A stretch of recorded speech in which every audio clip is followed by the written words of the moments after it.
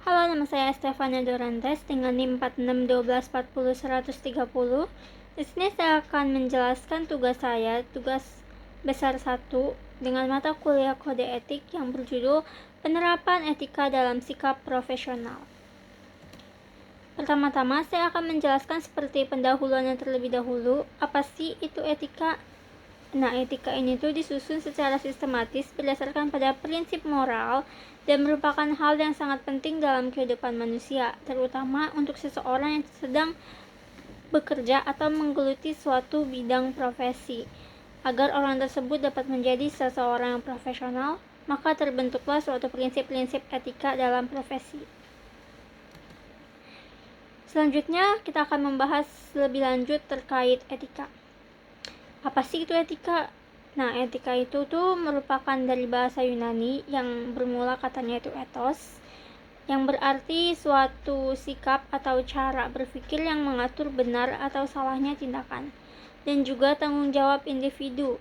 Secara garis besar, etika ini tuh sama dengan nilai moral yang berlaku di lingkungan. Contohnya tuh kayak misalnya etika berada di rumah sakit, atau etika berada di ruang dosen, etika berada di jalan raya ketika berkendara, etika ketika bertamu, etika ketika makan. Itu sama saja seperti yang namanya prinsip-prinsip etika atau bagaimana etika ini dapat mengatur perilaku kalian. Selanjutnya itu ada profesi. Nah, profesi ini tuh apa sih? Awalnya dari mana? Profesi ini tuh awalnya tuh dari bahasa Latin yang merupakan profesio, berarti sebuah pekerjaan, atau dengan artian lain, profesi berarti aktivitas yang dilaksanakan berdasarkan keahlian tertentu dari individu yang melaksanakannya. Dan individu yang melaksanakannya ini tuh harus patuh pada etika yang berlaku. Tapi nggak semua orang itu dapat dianggap sebagai profesi. Seseorang dapat dikatakan profesi apabila ia sedang menjalani suatu bidang pekerjaan tertentu dengan keahlian tertentu, dan keahliannya itu nggak keahlian yang sembarangan. Kayak misal yang bisa untuk mencapai kata profesi itu kayak dokter, guru, ataupun pengacara yang mereka tuh telah memiliki banyak pengetahuan dan memiliki sifat disiplin dan etika yang baik. Selanjutnya, aku akan membahas terkait kode etik.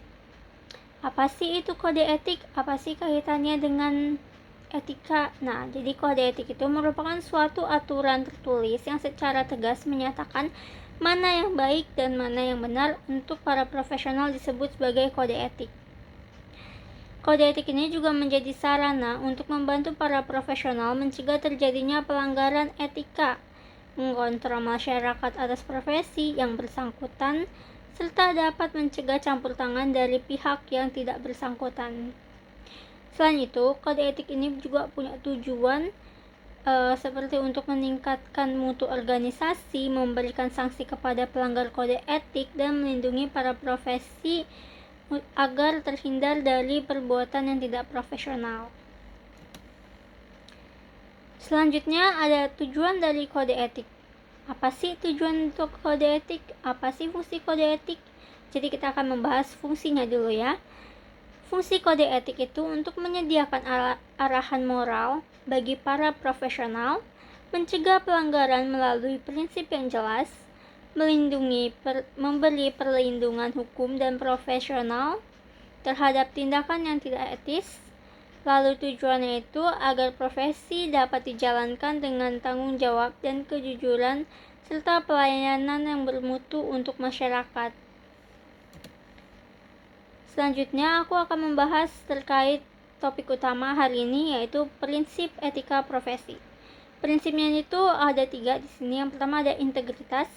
Integritas itu merupakan kualitas yang menjadi dasar dari kepercayaan banyak orang dan sebagai acuan untuk menguji suatu keputusan.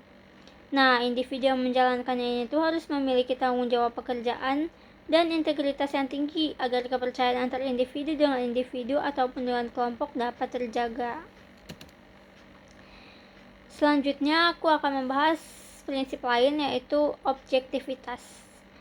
Nah, objektivitas ini tuh merupakan suatu pengajaran untuk bersikap adil, baik dalam mengambil keputusan atau dalam situasi tertentu, dan dapat memisahkan antara kepentingan pribadi dengan kepentingan umum agar tercipta keadilan. Tetapi jika terdapat kesalahan, individu itu dapat melaporkannya dan memberitahu walaupun kesalahan sendiri tanpa mempengaruhi atau terpengaruh oleh pihak manapun. Jadi agar tidak menimbulkan kesalahpahaman, baik salah dalam diri sendiri atau tidak, itu tetap harus dilaporkan kepada atasan agar dapat diperbaiki dengan segera kesalahannya dan terhindar dari tindakan yang melanggar kode etik. Selanjutnya, prinsip etika profesi. Prinsip etika profesi apa sih itu? Kayak mana sih? Nah, prinsip etika profesionalisme itu setiap individu itu wajib untuk mematuhi setiap etika dan sanksi yang berlaku. Untuk itu, individu diharuskan memiliki keterampilan, sikap, bertanggung jawab, dan patuh terhadap kode etik yang berlaku sehingga dapat meningkatkan aktivitas dalam bekerja, mendapat rekan kerja yang baik, dan memiliki standar kerja yang baik juga. Dan standar kerjanya pasti akan meningkat kalau kita bersikap profesionalisme dan mengikuti ketiga aturan prinsip profesi yang berlaku. Selanjutnya itu akan membahas terkait penyebab-penyebab dari pelanggaran kode etik. Di sini telah dicantumkan 3 penyebabnya. Yang pertama itu ada kurangnya kesadaran dari para profesional untuk menjaga nama baik profesinya. Lalu yang kedua ada lemahnya hukum di Indonesia sehingga para pelanggar merasa tidak khawatir dengan ia melanggar kode etiknya dan terus mengulangi kesalahan yang sama. Yang ketiga, kontrol dan pengawasan masyarakat yang tidak berjalan dengan baik. Selanjutnya, penyebab pelanggaran kode etik. Yang pertama, pelanggaran kode etik itu sering terjadi karena kurangnya kesadaran etis dalam diri profesional, lemahnya sistem pengawasan dan penegakan hukum, adanya pengaruh jabatan, relasi keluarga, ataupun tekanan sosial. Yang terakhir, juga terdapat budaya organisasi yang permisif terhadap tindakan yang tidak benar. Nah, di sini aku telah menulis data survei dari masyarakat yang telah aku lakukan penelitian sebelumnya berupa kuesioner. Jadi berdasarkan survei itu, masyarakat itu memahami pentingnya etika dalam profesi. Mereka juga mengaku bahwa pernah menyaksikan dan mengalami pelanggaran kode etik. Mereka menekankan pentingnya kejujuran dan tanggung jawab dalam bekerja. Mereka juga menyatakan bahwa pelanggar kode etik ini itu harus ditindaklanjuti dengan tegas. Nah, sini aku menyiapkan tabel dan juga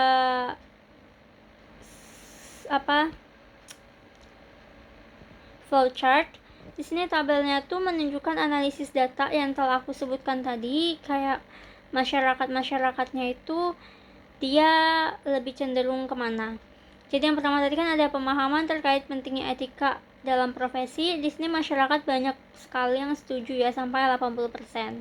Selanjutnya mengalami atau menyaksikan pelanggaran kode etik. Ada sekitar 70% masyarakat yang mengalami dan menyaksikan pelanggaran kode etik. Selanjutnya ada jujur dan melakukan tugas atau pekerjaan yang dilakukan. Sebanyak 92,5 masyarakat menyatakan sangat setuju. Namun ada 29,2 siswa yang hanya setuju dan ada juga 8,3 masyarakat yang netral. Lalu ada bersikap adil dalam mengambil keputusan sebanyak 50%, 47% setuju, 83% netral, dan lain sebagainya sampai bawah. Lalu aku ada mencantumkan di sini flowchart. Ini flowchart itu isinya bagaimana cara yang dapat dilakukan untuk meningkatkan etika profesi dalam keseharian. Jadi pertama itu dapat dilakukan dengan melakukan pelatihan etika. Lalu dapat dilakukan dengan melakukan evaluasi rutin setiap minggu atau hari juga boleh. Lalu siap untuk menerima kritik dan saran. Ini sama saja seperti nggak boleh anti kritik ya. Jadi kita harus memikirkan dari berbagai pihak pendapat-pendapat orang lain sehingga kita dapat meningkatkan diri kita agar menjadi lebih baik lagi. Lalu ada mencontoh atasan atau seorang profesional, karena kalau kita punya role model pasti kita akan berusaha untuk mengejarnya. Nah, di sini aku mencantumkan contoh pelanggaran kode etik. Sini ada beberapa. Contohnya itu ada membocorkan rahasia perusahaan kepada publik, menyalahgunakan jabatan untuk kepentingan pribadi, ada juga dosen yang memberikan nilai karena hubungan kekeluargaan, ada mahasiswa melakukan plagiarisme atau kecurangan saat ujian. Jadi ini pelanggaran kode etiknya di sekolah, di lingkungan kuliahan, atau di lingkungan kerja, atau di lingkungan sekitar. Aku telah mencantumkan beberapa ya. Selanjutnya ada membangun etika profesional. Etika profesional dibangun dengan meningkatkan integritas melalui kejujuran dan rasa hormat, menjaga objektivitas saat mengambil keputusan dengan berpijak pada data fakta, mewujudkan profesionalisme dengan disiplin, keterbukaan terhadap kritik, dan berkomitmen kerja tinggi. Selanjutnya ada strategi pencegahan pelanggaran, langkah-langkahnya dengan edukasi dan pelatihan etika secara berkala, penegakan aturan dan pemberian sanksi tegas, mekanisme pelaporan pelanggaran yang tegas dan aman, evaluasi pembaruan kode etik sesuai dengan perkembangan zaman. Nah, sini kita akan menuju pada kesimpulan.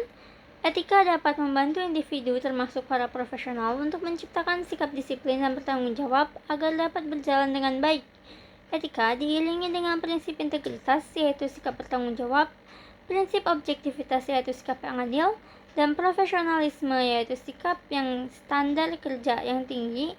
Adapun penyebab dari pelanggaran kode etik yang akan dipahami sanksi sesuai dengan ketentuan yang berlaku dalam lingkungan individu. Jadi, sekian presentasi dari saya. Mohon maaf jika terdapat kekurangan dan masih banyak kesalahan. Terima kasih.